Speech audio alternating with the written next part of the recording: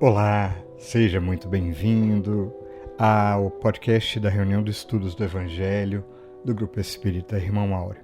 E hoje, em mais um encontro especial, porque todos os nossos encontros aqui são especiais, no episódio de número 202, abordaremos o capítulo 11 do livro Jesus no Lar, intitulado O Santo Desiludido.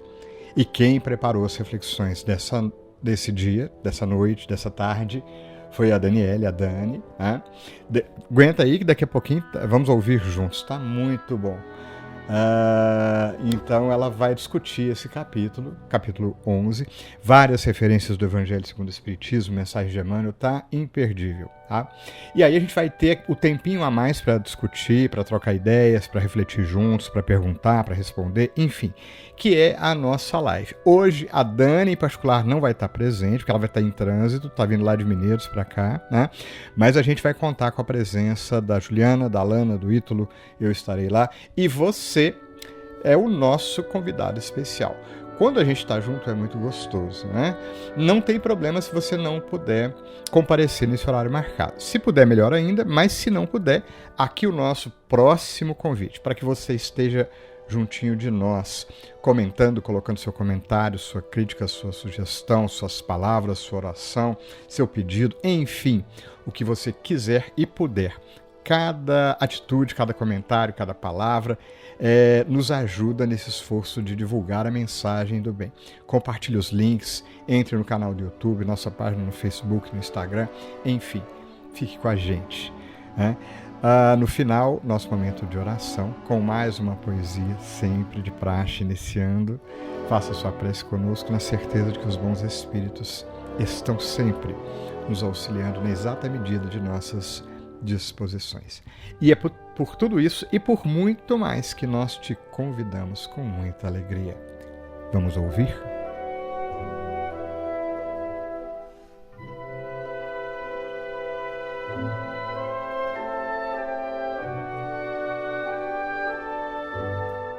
Olá, amigos do GEA. Na data de hoje, nós vamos discutir um pouquinho do capítulo 11. Esse capítulo chamado Santo Desiludido, do livro Jesus no Lar, do Espírito Neio Lúcio. Bom, nesse capítulo, nós vemos aí um personagem que foi tido aí como um matador da coragem e da esperança dos outros companheiros. Ele foi tido depois da morte dele, após o desencarne, como se fosse um assassino. E esse assassino, na verdade, era um assassino não de pessoas em si, mas um assassino da coragem e da esperança das outras pessoas. Esse capítulo mostra para nós aqueles que depositam uma devoção excessiva em cima de suas crenças, em cima de suas religiões. E nesse caso, o santo desiludido, ele preferiu se isolar-se, se eximindo, de toda prática que ele poderia fazer em favor do bem e em favor dos outros. Lá no Evangelho segundo o Espiritismo, fala o seguinte, que cada criatura tem o caminho que lhe é próprio. E lá no capítulo que fala sobre a fé sem obras, mostra o tanto que é complicado você seguir uma fé se você não tem as obras concretas. Nesse pretexto de servir a Deus, esse personagem do dia de hoje resolveu se intitular ali um sábio dos conhecimentos divinos, mas pouco ele sabia. Na verdade, a gente pode chamá-lo, se nós formos pensar em algumas das leituras do Evangelho, dentro daquele capítulo dos falsos profetas, né? Que vem com as desculpas, né, de conquistar o paraíso, desculpas que também todos nós, né, já escutamos bastante lá na história, que era vendido na época das igrejas, esse paraíso que era comprado por dinheiro e comprado por orações, comprado por devoções. Mas essa ideia de condenação, ela está muito vinculada à nossa moral. E essa moral que é justamente trazida para nós pensarmos nesse capítulo aí do Santo Desiludido. Por que será que esse capítulo é intitulado Santo Desiludido? Ele era tido como santo pelas outras pessoas. Ele resolveu se isolar-se, ele ficou como uma figura em que era como se fosse o sabe-tudo. E as pessoas iam procurar ele na tentativa de receber, então, uma orientação para suas ações.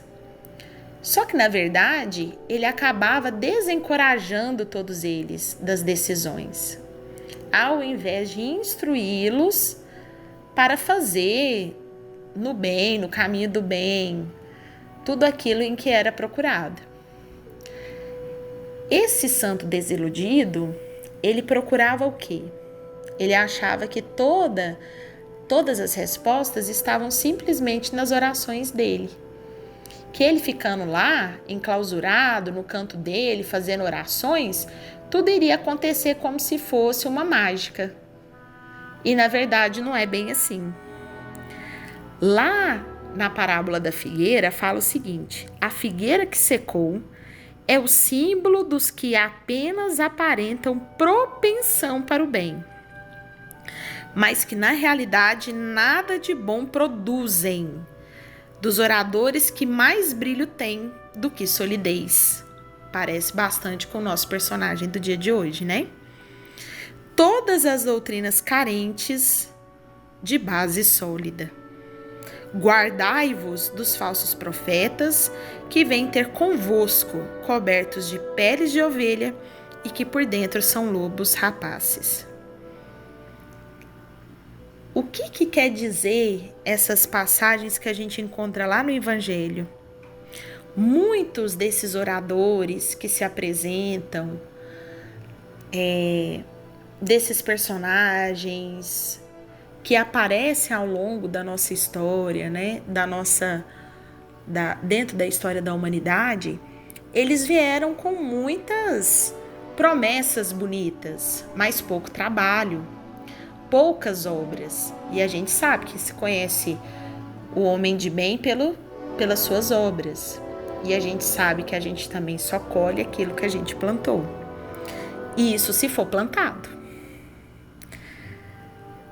Tende cuidado para que alguém não vos seduza. Também está escrito lá nesse capítulo do Evangelho. Porque muitos virão em meu nome dizendo eu sou Cristo. E seduzirão a muitos. Então, se alguém vos disser, o Cristo está aqui ou está ali, não acrediteis absolutamente. Lá também no Evangelho, na instrução dos Espíritos, eles falam o seguinte: o primeiro sempre é humilde e modesto. Como que a gente vai saber diferenciar os verdadeiros colaboradores do bem, né? O primeiro é humilde e modesto. O segundo, que são aqueles que estão escondidos aí, né, cobertos da pele de ovelha, mas que por dentro são lobos, né? São orgulhosos e cheios de si. Acreditam ser donos da verdade. Então, eles têm respostas prontas, né, para as indagações. Acreditam que estão certos. Olha o que aconteceu com o nosso personagem de hoje. Ele tinha certeza absoluta de que ele alcançaria o céu, assim como os fiéis que o procuravam. Eles tinham certeza absoluta, né? Fala lá no capítulo que ele iria direto para o céu. Quando ele se vê numa região não muito esperada, ele fica em dúvida, né? O que será que ele fez de errado, já que ele estava lá isolado em orações, né? Ligados a Deus, né? Ligado a Deus, a Jesus, achando que ele estava fazendo um bem enorme. Ele estava justamente fazendo o que fala no início do capítulo. E, enquanto isso, ele estava se eximindo de todo o trabalho em favor do bem e estava matando toda a coragem e a esperança daqueles que os procuravam. E lá no final do capítulo, Jesus fala que isso é um grave erro, que tem que tomar muito cuidado com isso. Nós temos que ser pessoas que levam para frente a esperança, a coragem das pessoas no bem, no trabalho do bem, no sentimento de prosperar, de ajudar o outro. E aí, pessoal, lá fala o seguinte também: o desânimo é uma falta. Deus vos recusa consolações desde que vos falte coragem. A prece é um apoio para a alma, contudo, ela não basta. É preciso que tenha por base uma fé viva na bondade de Deus. Lá no capítulo 5 do Evangelho, item 18, fala o seguinte: como a recompensa será a resignação e a coragem. E para isso a vida se apresenta cheia de tribulações. Então a gente fica pensando, porque antes, se a gente for pensar na vida de São Francisco de Assis, né?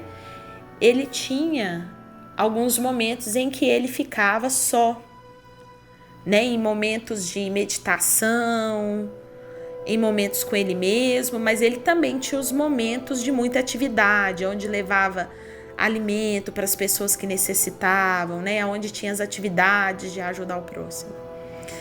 Então, é muito bonito, né? A gente pensar aqueles que ficam somente nas orações, mas a gente pensa, aí é fácil. Porque você se isolando de todas as situações que te colocariam à prova, fica muito mais fácil. E você ali só orando e não fazendo nada, a oração já fala. Oração é orar mais ação. Então algo precisa ser feito. Não adianta só ficar pensando ou pedindo, né, as orações, as preces, né, emanando e pedindo, já que Deus nos falou, faça da tua parte que da minha eu farei, né? A plantação é livre, mas a nossa colheita é obrigatória. Lá no Evangelho também fala o seguinte: os destruidores da fé e das esperanças dos nossos irmãos, né, esses destruidores pagarão por isso. Porque além deles mesmos não fazerem nada, eles estão incutindo no outro, né, o desânimo frente ao trabalho do bem, frente à seara do bem, né? Jesus nos deixou muitos exemplos dentro da sua vida, né? No caminho que ele percorreu, de que a ação em favor do bem, para poder levar o conhecimento, era muito importante.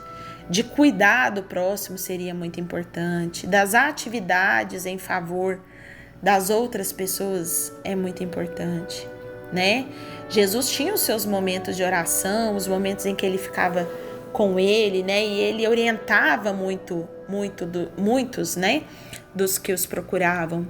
Mas o importante também era a saída para buscar a pescaria, né? A pescada que ele ensinou a Simão Pedro, pescador de almas, para levar até o outro a palavra, para ajudar, para demonstrar, para estar ali perto. Lá no livro Fonte Viva, pessoal, no capítulo 8, intitulado Obreiros Atentos, tem a seguinte frase: aquele, porém, que atenta bem para a lei perfeita da liberdade e nisso persevera, não sendo ouvinte esquecido, mas fazedor da obra, esse tal será bem-aventurado em seus feitos. Está lá no Evangelho de São Tiago, capítulo 1, versículo 25, né? Mostrando aí pra gente a importância de ser um obreiro, né? Bem-aventurados seriam seus feitos, né? caracterizando-se por semelhante atitude, o colaborador do Cristo, seja estadista ou varredor, está integrado com o dever que lhe cabe na posição de agir e servir, tão naturalmente quando comunga com o oxigênio no ato de respirar. Olha lá, tá lá no capítulo 8, Obreiros Atentos. Então, mostrando pra gente, né, que o colaborador do Cristo, seja ele qual for, qual função ele tenha nessa vida, né, ele está integrado, então quer dizer, ele está unido ao dever que lhe cabe, né, olha a lei aí do trabalho, né, na posição de agir e servir. Servir a quem? Ao outro, né? E aí a gente pode lembrar que Cristo fala, né, que enquanto estivermos fazendo ao outro, estamos fazendo a ele próprio, né? Tão naturalmente quando a gente comunga com o oxigênio. O que é o oxigênio para nós? Na respiração. É o modo nosso de conseguir viver, sobreviver aqui. Então olha o tanto, né, que mostra pra gente o quão importante é essa questão do colaborador estar inserido na obra, né? Está nos seus feitos, né? Como ele fala aqui em Tiago, né? Capítulo 1, versículo 25. Bom, pessoal, para a gente finalizar, eu trouxe uma frase aqui também do livro Fonte Viva, tá? Para a gente terminar a nossa reflexão desse capítulo do dia de hoje. A desintegração da concha do nosso egoísmo serve para dedicarmos a nossa amizade e o respeito aos companheiros, não pela servidão afetiva com que se liguem ao nosso roteiro pessoal, mas pela fidelidade com que se norteiam em favor do bem comum. Sempre busquemos as criaturas, acima de tudo, pelas obras, com que beneficia o tempo e o espaço em que nos movimentamos. Porque um dia compreenderemos que o melhor raramente é aquele que concorda conosco, mas é sempre aquele que concorda com o Senhor, colaborando com Ele na melhoria da vida dentro e fora de nós. Tenhamos aí uma ótima semana. Um abraço a todos. E em nosso momento de oração de hoje, a poesia Prece de Louvor, de Maria Dolores.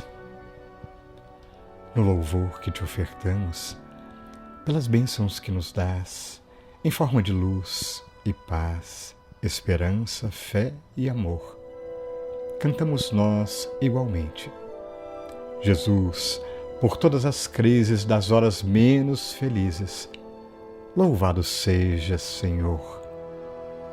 Pelo instante de angústia que a tristeza nos descerra, quando encontramos na terra tribulações a transpor. Pela ferida que sangra quando a dor nos toma o peito, por qualquer sonho desfeito, louvado seja, Senhor. Pelas fadigas da luta que travamos dentro de nós, quando nos vemos a sós, varando sombra e amargor pelos calvários da vida, pela cruz com que nos levas, vencendo provas e trevas. Louvado seja, Senhor. Louvado seja, Senhor Jesus. Pois que reconhecemos nos apontamentos da poetisa, na lição do autor espírita e nas bênçãos das vibrações do teu Evangelho, as tuas mãos amorosas, mensageiras do amor divino, conduzindo-nos pelos caminhos da vida. E se seguimos por caminhos de dor, ajuda-nos, Jesus, a reconhecer a necessária reconstrução do nosso espírito e do nosso sentimento. Se a luta e o trabalho nos chama, ajuda-nos a reconhecer, Jesus, as bênçãos divinas renovando oportunidades de aprendizado e de crescimento aos nossos corações. Mas, sobretudo, mestre amigo, não nos deixe esquecer a tua lição profunda do reconhecimento de que Deus está em toda parte, em cada acontecimento, e que também vibra profundamente no âmago do nosso espírito, em vibrações de luz que nos fortalecem para a vida, não importando quais sejam as situações exteriores. Por isso, mestre amigo, reconhecemos as tuas palavras de que vieste ao nosso lado para nos trazer ânimo, fortalecimento e vida. E por tudo isso, te agradecemos de coração. E como bons aprendizes teus, agradecemos ao mais alto por tua presença, pela presença dos bons espíritos e pela presença de inúmeros corações que trilham conosco as estradas da vida. Gratidão profunda, Jesus. Graças te damos, Pai maior, Deus, pela vida, pelas oportunidades, por tanto amor. Que assim seja.